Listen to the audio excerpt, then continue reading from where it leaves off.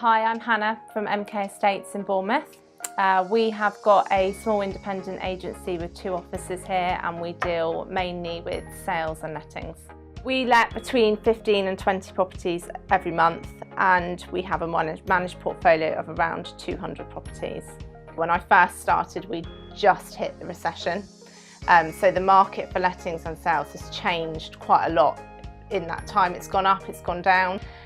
But it's ever changing, and I wouldn't have it any other way. It's been really nice to see both sides of the coin. We are landlords ourselves. We all have our own properties. We're homeowners, we rent properties, so we've been on every side of the coin, so we know what experience people are going to have because we've been there, we've done that.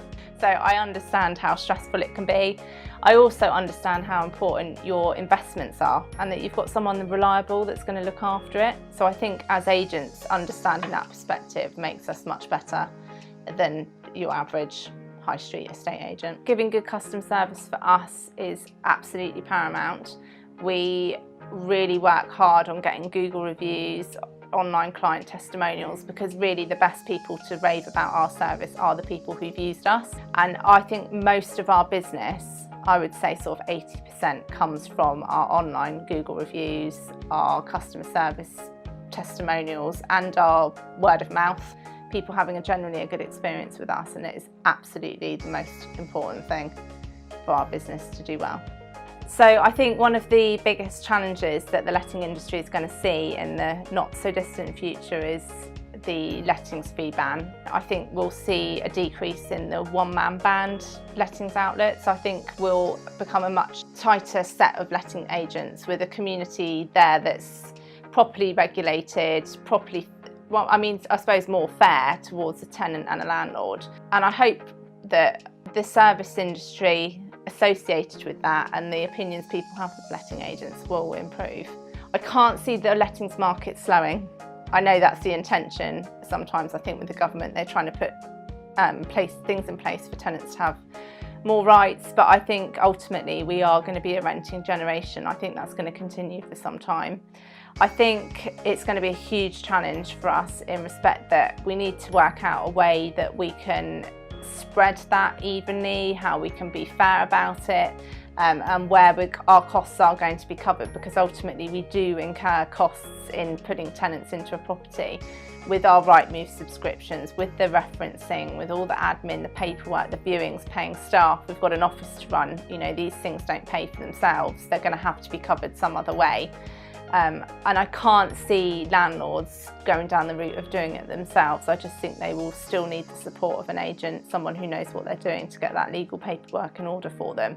So I think ultimately the landlords will end up bearing the cost of it, and if it's not, it will end up impacting on rents, and I do think the rents will slowly start going up and up and up, which is not really the desired result of the tenant fee ban, but that's where it's heading.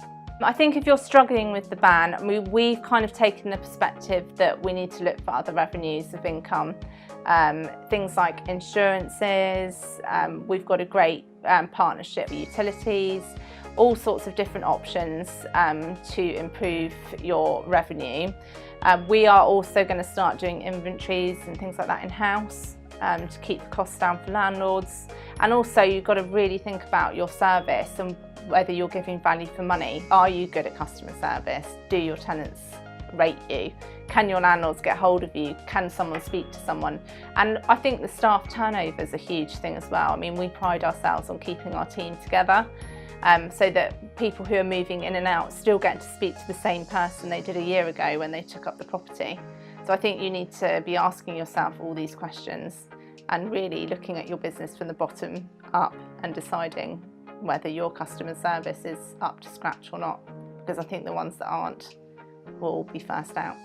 So another challenge that we're facing in lettings is the constant change. I think just the fact we're always facing challenges with changing legislation, changing the rules, what you need to provide your tenant with and what you don't, and a lot of grey areas with the legal side of it, and no one ever been able to give you a really straight answer as to whether it's this, that or something else, and we have to stay in touch with it. So much changes in just 6 months.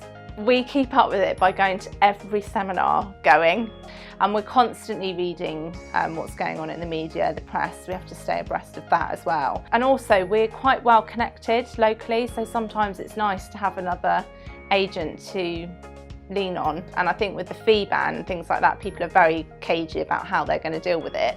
But ultimately we are all going to be doing the same thing. There's not going to be any other way around that. So I think it's nice to chat with the people that you do know and keep the doors open, because ultimately it can only benefit you.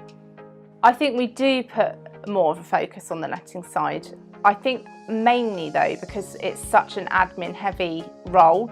There's a lot of paperwork that comes with lettings, there's a lot of boxes to be ticked, and we need to make sure we're doing it correctly from the word go, because we are heavily restricted by the legal aspects of that.